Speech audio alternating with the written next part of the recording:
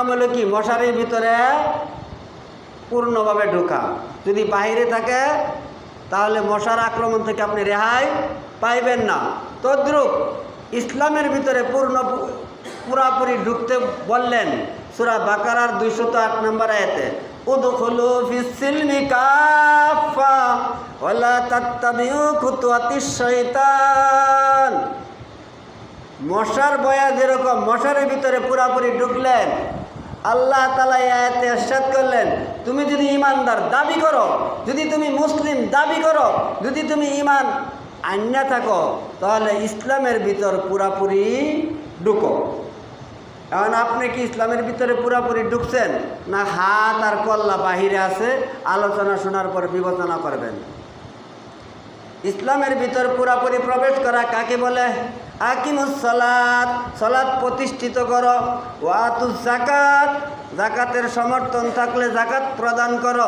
ওয়ারকাউ মার রাকিন, সূরা বাকারার 43 নম্বর আয়াত, তুমি রুকুকারীদের সাথে রুকু করো। মশারির ভিতরে যেরকম তোমার ছেলে মেয়ে বাহিরে গেলে ঢুকায় দাও, তদ্রূপ তুমি যদি সালাত প্রতিষ্ঠিত করতে চাও, তোমার ছেলে যদি না পড়ে তোমার ছেলেকে পড়াও, তোমার বিবি যদি না পড়ে তোমার বিবিকে পড়াও, তোমার মেয়ে যদি না পড়ে তোমার মেয়েকে পড়াও, তুমি নিজেও পড়ো, তাহলে সালাত প্রতিষ্ঠিত হয়। তাহলে ইসলামের ভিতর পুরাপুরি ঢোকা হয়। নাইতে আপনার ছেলে পড়লো না, আপনার মেয়ে পড়লো না, আপনার পরিবার পড়লো না, আপনি একলাই সালাত আদায় করলেন, আপনার সালাত প্রতিষ্ঠিত হয় না। ভাঙ্গা ভাঙ্গা কথা না বুঝলে, যদি বুঝার থাকে তাহলে পরবর্তীতে বুঝবেন। যদি আপনি এরকম ইসলামের ভিতরে পুরাপুরি প্রবেশ করে থাকেন, দুনিয়াতেও আপনার কোনো ভয় নাই, পরকালেও আপনার কোনো ভয় নাই। দুনিয়াতেও আপনার কোনো চিন্তা নাই, পরকালেও আপনার কোনো চিন্তা নাই। সূরা বাকারার 208 নম্বর আয়াত। আপনি বাড়িতে যায় বাই করে দেখেন, ইসলামের ভিতরে পুরাপুরি আপনি প্রবেশ করছেন না? আপনার হাত বাহিরে রয়েছে, না আপনার মেয়েটা বাহিরে রয়েছে, না আপনার পরিবার বাহিরে রয়েছে? আপনি কি সালাত প্রতিষ্ঠিত করছেন? আপনি কি যাকাত প্রদান করছেন? ওয়ারকাউ মার রাকিন, আপনি কি রুকুকারীর সাথে রুকু করছেন? জামাতের সহিত কি আপনি সালাত আদায় করছেন? রাসূল সাল্লাল্লাহু আলাইহি সাল্লাম অসুস্থ অবস্থায় 2 জন সাহাবীর কাঁধের উপর ভর করিয়া জামাতে সালাত আদায় করলেন। আপনি জামাতে সালাত আদায় করেন না, একা একা সালাত আদায় করেন। আবার কেউ সালাত আদায় করে না, 7 দিনে 1 দিন পরে, আরেক দিন পরে না, মন চাইলে পরে, মন চাইলে পরে না। তাহলে কি আপনি ইসলামের ভিতরে পুরাপুরি প্রবেশ করছেন? আপনি কি পাশ করার আশা আছে না ফেল করার আশা আছে? আপনি একটু বুঝেন। যেই ছাত্র পরীক্ষা যাওয়ার পর, হলের ভিতরে ঢোকার পর, পরীক্ষা আসার পর, দেখার পর সে লিখতে পারে না, চিন্তা করতে করতে সময় পার হয়ে গেছে, তার আর হলে থাকার সময় নাই। আল্লাহ তাআলা আপনাকে দুনিয়াতে পাঠাইছে পরীক্ষা নেওয়ার জন্য। আপনি কি আমল করেন?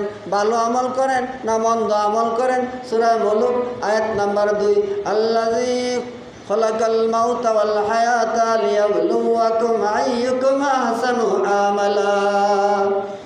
আল্লাহ রাব্বুল আলামিন আপনাকে দুনিয়াতে পাঠাইছে পরীক্ষা নেওয়ার জন্য। আপনি ভালো আমল করেন না মন্দ আমল করেন, এটা আল্লাহ তাআলা আপনাকে দেখার জন্য দুনিয়াতে পাঠাইছে।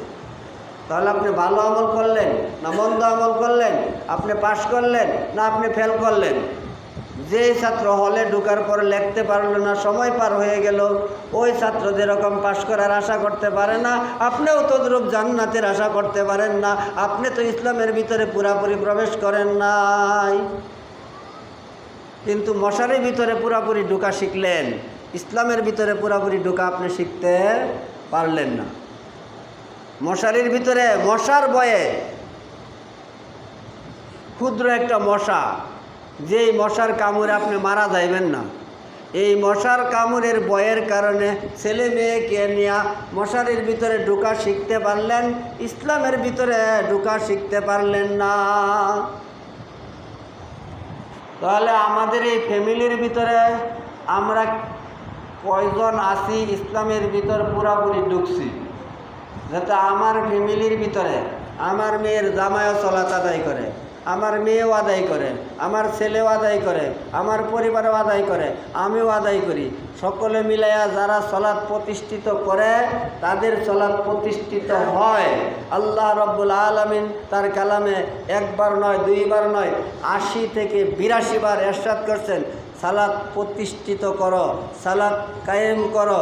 আপনি আমি সালাত প্রতিষ্ঠিত করতে পারছি, কায়েম করতে পারছি, ইসলামের ভিতরে পুরোপুরি ঢুকতে পারছি? যদি ঢুকতে না পাইরা থাকি তাহলে আপনি আমি জান্নাতি না জাহান্নামী, আপনি আমি পাস করলাম না ফেল করলাম, আপনার আমার একটু চিন্তা করা উচিত।